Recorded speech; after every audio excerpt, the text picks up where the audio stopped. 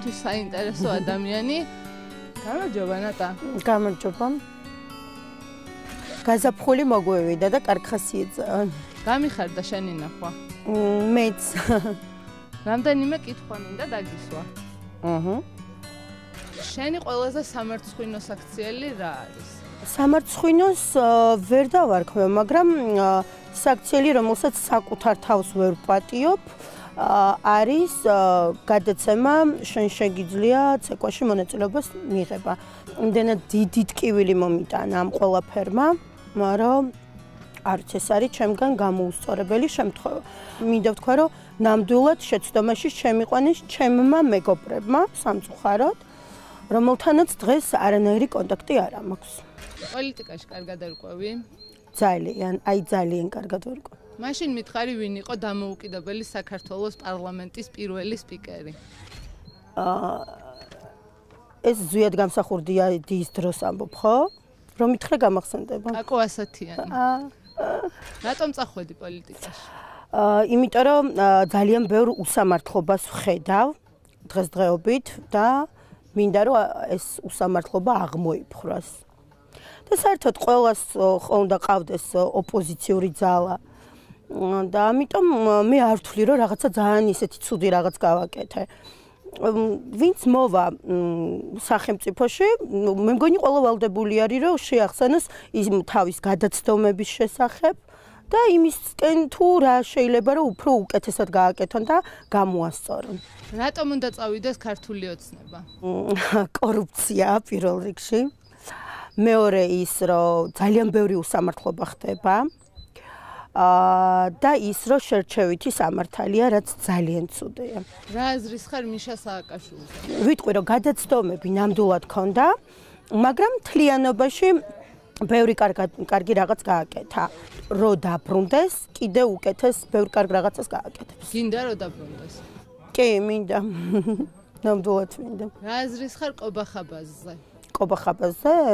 რავი, ჩვეულებრივი აზრის. შენი პოლიტიკური აზროვნებით მემარცხენე ხარ თუ მემარჯვენე? მემარჯვენე. ევროატლანტიკური კურსის მომხრე ხარ? კი. რომელ პოლიტიკოს ქალს შეადარებდი თავს? ძალიან მომწონს თაკო ჩარკვიანი და ასევე ძალიან მომწონს თინა ბოკუჩავა. მარიხუანას დაკრიმინალიზაციაზე რა აზრის ხარ? საშინელი აზრის ვარ, იმიტომ რომ მე არც სიგარეტს არ ვეწევი, არც მარიხუანას და საშინელი წინააღმდეგი ვარ, ნამდვილად უნდა აიკრძალოს. ნატა, აღმასრულებელ ხელისუფლებაში უფრო ხედავ შენ თავს თუ საკანონმდებლოში? აღმასრულებელ ხელისუფლებაში. ეს პოლიტიკური კითხვები არ შემილი. კანონი, რომელსაც ნატა გულიაშვილი შემოიღებდა ან გააუქმებდა? შემოვიღებდი კანონს, იცი როგორც დაისჯებოდა ის ხალხი, რომელიც ცილის წამე, აი ვინც მეორე ადამიანს ცილს წამებს, აუცილებლად დაისჯებოდა. და ის ადამიანები, ვინც ქილიკებიან და ის მოკლედ ადამიანზე ზემოქმედებენ, ასე ვთქვათ, აი ეს ადამიანს აუცილებლად დავსჯერდი. როგორ მოემზადე ამ ინტერვიუსთვის? ცი არ მომზადებულ ვარ, ძალიან სპონტანურად პასუხობ ყველაფერს. რას უსმენ? პოპს, soul-ს. აი შენი ცხოვრების საუნდტრეკი მითხარი. საუნდტრეკი, იცი რა, გეტყვი რომ ვინ მომწონს ძირითადად ქართველი მომღერლებიდან, ვუსმენ სტეფანე მომწონს ძალიან, ნინო ქათამაძე მომწონს, კახაბერი და ხაუნუმები, ვთვლი რომ სასწაული პროექტია. საუნდტრეკი მინდა შენი ცხოვრების. ნუ ეს ერთი ამოჩემებული საუნდტრეკი არა. ეხლა მე ვიცი რომელზეც მინდა მივოკებ ნინო ქათამაძის სიმღერაზე ალბათ, მაგრამ ესეთი ამოჩემებული საუნდტრეკი არ მაქვს. როგორც ცეკვა ვისემღერი თუ როგორც მღერი ისე ცეკვა? მინდა გითხრა რომ სიმღერით უფრო კარგად ვღერი, ვიდრე ვცეკვა. ვсё, რა. საკუთარ თავს ოპოზიციური ფლანგის სახედ განიხილავ? სახეთ როგორ, სახეთ რა მხრივ? ქართული ოპოზიციის სახე ნატა გულიაშვილი არის?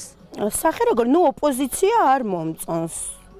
და ეხა ვერ ვიტყვი რომ არც ერთი არ მომწონს, მაგრამ ბევრს ვეწინააღმდეგები, ის რაც დღეს ხდება, ის არ მომწონს.